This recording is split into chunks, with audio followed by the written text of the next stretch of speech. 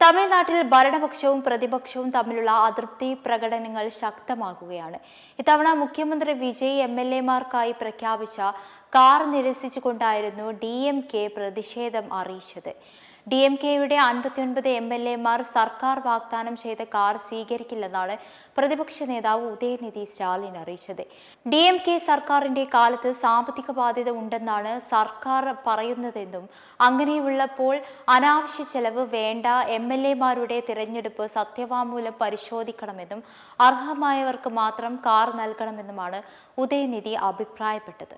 സംസ്ഥാനത്തെ 234 MLAമാർക്കും വിജയ് സൗജന്യമായി കാറുകൾ നൽകുമെന്ന് പ്രഖ്യാപിച്ചതിനെ തുടർന്നാണ് ഭരണപക്ഷമായ TVKയും പ്രതിപക്ഷമായ DMKയും തമ്മിൽ തർക്കമുണ്ടായത്.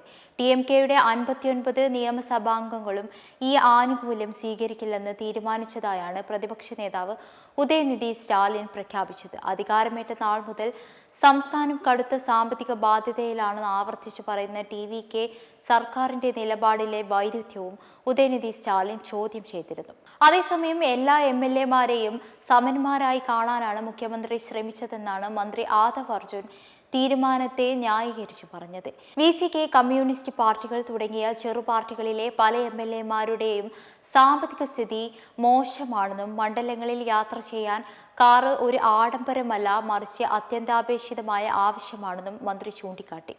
പല MLAമാർക്കും സ്വന്തമായി വീടും കാറുമില്ല, പ്രത്യേകിച്ച് ഇടത് പാർട്ടി MLAമാർക്ക്. ഒരു പ്രഖ്യാപനം നടത്തുമ്പോൾ അത് എല്ലാവർക്കും പൊതുവായുള്ളതായിരിക്കും.